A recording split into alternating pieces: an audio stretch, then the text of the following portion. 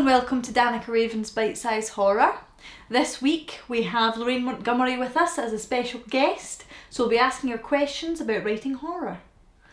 So Lorraine, we've had two of your stories in the show so far, The Unforgiven Dead and The Power of Imagination. Yeah. So first I'm going to ask you about The Power of Imagination. Mm-hmm. What inspired you to write that story? I was kind of looking for a new thing to write, and there are places online where you can find writing prompts to get you in the kind of mood to write, and I usually do tackle a shorter story to try and get myself set up to write my other stuff. So I found this writing prompt online which was something along the lines of, a kid grows up and no longer needs their imaginary friend.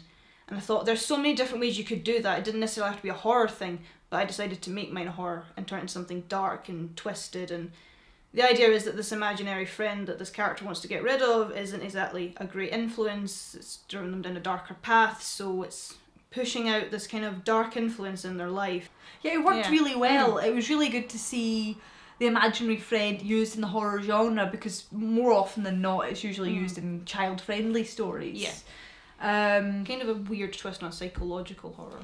Definitely, and it leads you to wonder if she's got a split personality or demonic possession, because it's very much along those lines, but without all the same tropes that you'd usually find. No, so that's excellent. So these prompts that you find online, do you find that a good way to start a story? Is that a good way that someone, say, writing a short horror might find a good bit of inspiration? I think so. Like, if you want to write a short story or try your hand at like a small piece, writing prompts can give you an edge, can give you some inspiration, they can give you ideas, and you don't have to write like something full with them. You can just do a short story or a short poem inspired by them. You can find them on all kinds of websites, Reddit and Tumblr and stuff like that, and they can be useful to just set yourself up to write. That's what I do. Like, if I'm about to sit down and do a writing project but I'm not in the mood, then a short thing can set myself up to put me in the mood to write, like setting your brain up to work kind of thing, you know? So I feel writing prompts are great, especially when you want to write something but you feel uninspired. There's tons out there you can find that can just help you ease into it. Do you find writing a short story or writing a full-length novel to be easier? That's a tricky one. Short stories can be good, but they do have their cons as well.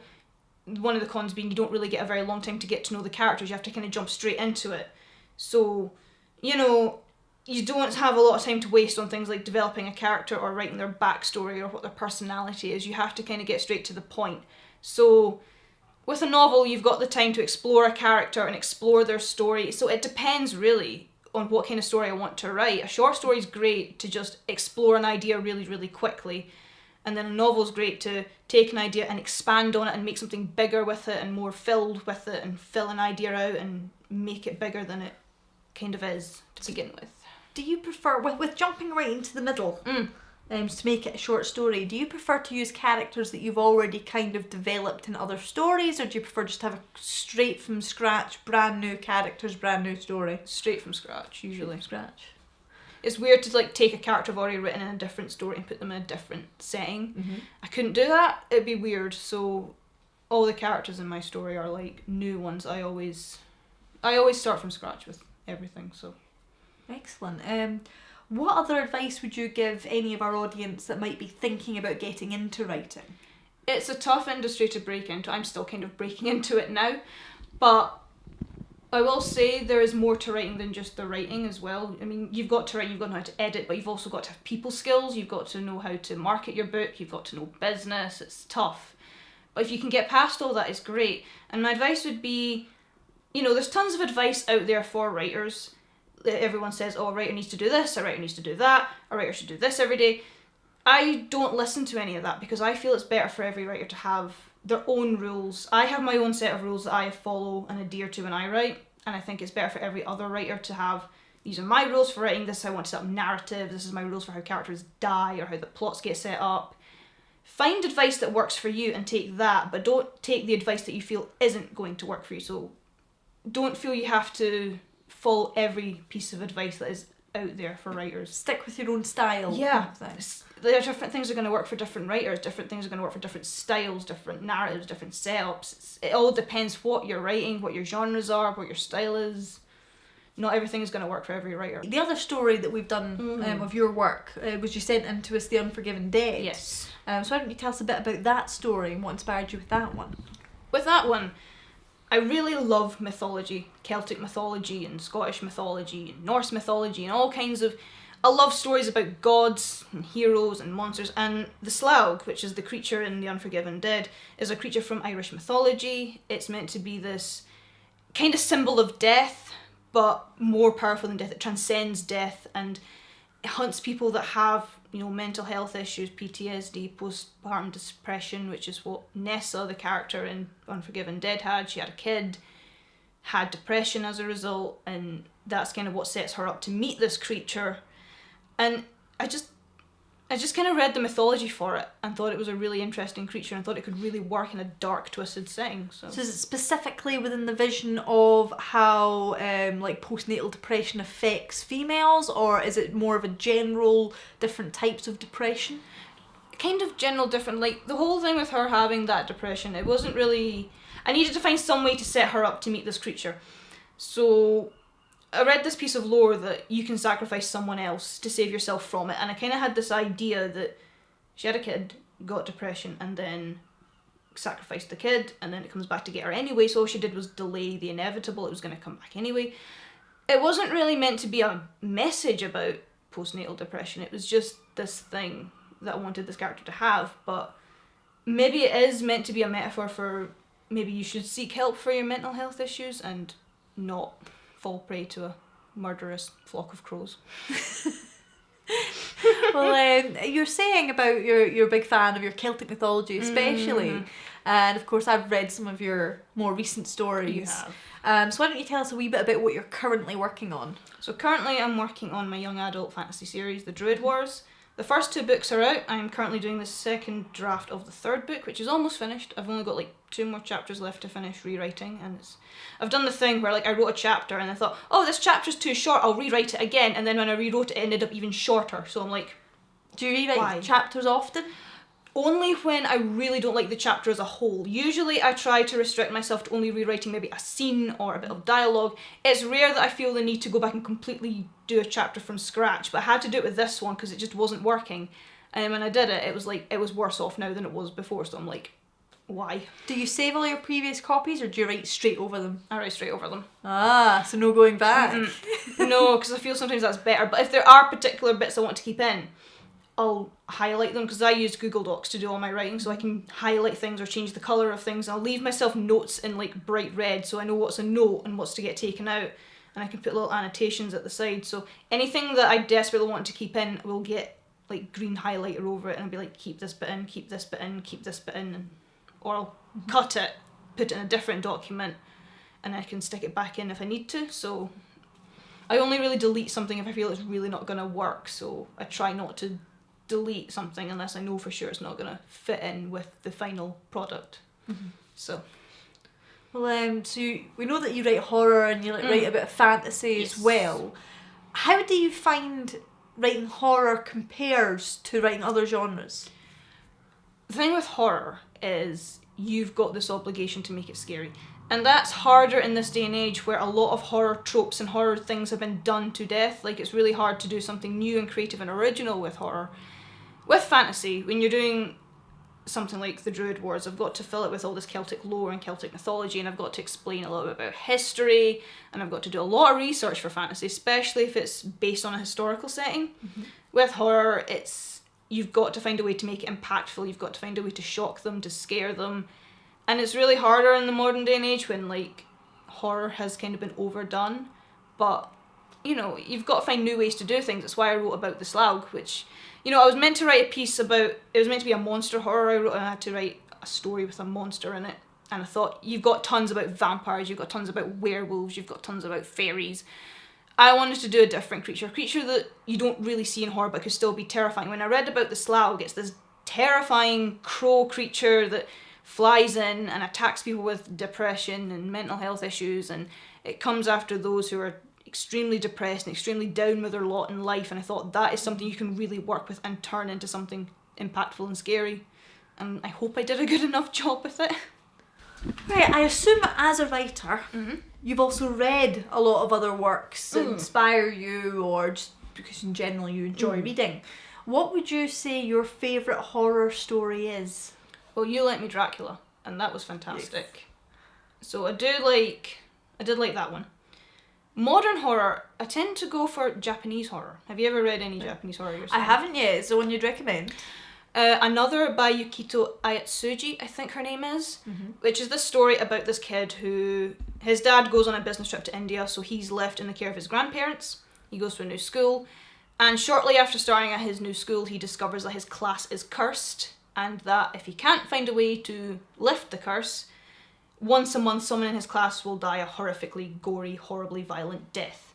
So it's really good. They turned it into an anime, and the anime is like 12 eps long, so you can knock it off in like a weekend. Nice. But I know it's based on graphic novels. I've not read the novels, I've watched the anime, and it was bloomin' brilliant, and I'd recommend it. And I love Japanese horror because I feel you can get away with a lot more in them. Like, they are so much darker, they're more, like, the Japanese gave us The Ring, which is terrifying. It's a different style from the Very typical much. American horrors or even the British horrors. I find a lot of Western horror can be a bit cheesy in places, especially when you look at like the 70s or the Hammer horrors with Christopher Lee. They can be a bit cheesy, but when you look at Japanese horror, it's on a completely different level to the stuff we do, and it's so much darker, so much more scary. Well, do you personally think that you'll continue to write horror in future? Absolutely. I'm definitely, once the Dread Wars series is completed, which will take some time still because I'm only halfway through it, but I'll get there. I'm planning to do a short horror anthology. Alright. Maybe not poetry, but just stories and some of the things I work on when I'm not doing the Druid Wars, things that I do to set myself up to write, things that I write when I need to take a break from it. So I'm planning to do a horror anthology of that. I don't know how many stories it'll be just yet, and I don't know how much I'll be able to publish in it, but I'm hoping it'll be quite good. I suppose since it'll be a collection, it'll take a bit of Yes. time to populate. And you could probably add a mixture of poems and short stories, just depending on what fits. Yeah. I mean, they don't even necessarily all have to be horror, because I'm sure you end up with some pieces that don't have a set genre. Yeah, that's weird. Like, you can get something and you're not sure if it's fantasy or sci-fi, and it ends up like a mix of maybe a few different genres, and you're not really sure where to put it. So even just a short horror, even just a short story anthology could work.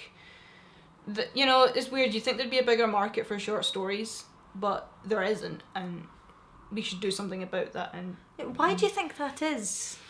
I don't know. I think when you look at the books that are available, people think of short stories as these things you get given out a book week, or they're just amateur writers that write it, but that's not necessarily true. Stephen King writes a lot of short stories, and he's a really well-established horror writer.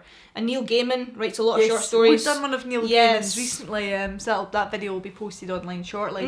But we've certainly been finding that there's a lot of different horror out there. There's certainly a lot of different genres, and certainly different writers doing a lot of work within the horror. Absolutely. But it's hard to find. A lot of the time I'm having to ask people to recommend, and I've spent a lot of time in the library and online trying to find stories, and it's not as easy as you'd think. No.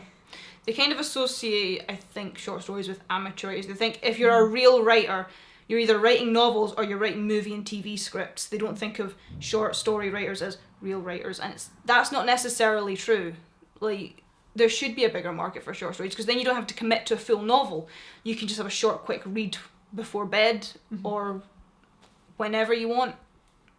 I mean, I'm not a writer by any means. I mean, I've written one story for this series, and I think it worked out fairly well, but it helps for me that it was short, because there's no way I could write a novel. I don't have the focus or the skill set that it requires. It's not like yourself where you've had lots of practice and time doing it. I took 5 years to write the second Druid Wars novel, so like, 5 years. yeah, because every time I wrote it, something about it annoyed me, and it took me 5 years to get it to the point where I like it, and I still don't completely like it. There's still minor nitpicky things about it I would go back and change, but they're just nitpicky things, and it's not a big deal. So I expect that's true with every story. Like, you've read the first Druid Wars book, which came out years ago, and if I was to go back and write it now, it would be very, very different, I think, to what the finished one is.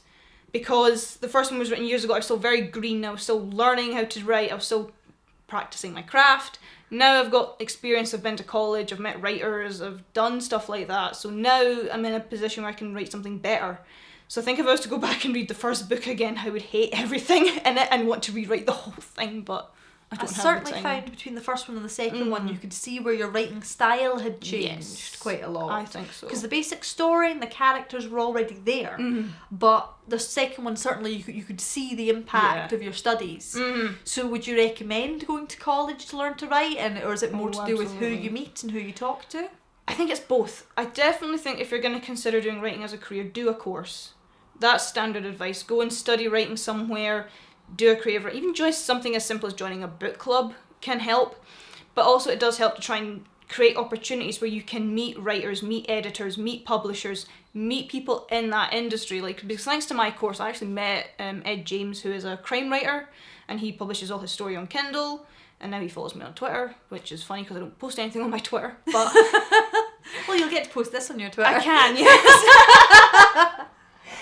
So I have had the chance to meet writers and meet people in the industry, and that was always good. So it is good to do a course. You'll meet, and not only that, but like I made friends on my course who are also writers, and you know, we can support each other. They can, you know, I can ask them for critiques. I can say, can you guys read this and see what you would recommend me change about it? So it can give you contacts, and you can become a contact for other people as well, which is always handy. So it's all about growing the community. Absolutely. And there's such a great writing community in Glasgow as well, which is great. Yes. Glasgow has been really good as a creative centre for all sorts of art. Music as well. So acting as well. Yeah. You get a lot more here than you do further out. Especially in the horror genre. Horror's quite popular in Glasgow. Oh, definitely. Definitely. I'd say more so than it is elsewhere in Scotland. But I could be wrong. Prove me wrong if that's the case. But I think that's all the questions from me, Lorraine. So awesome. Thank you for coming on the show. Not a problem. It was a pleasure to be here. Thank you. Thank you very much.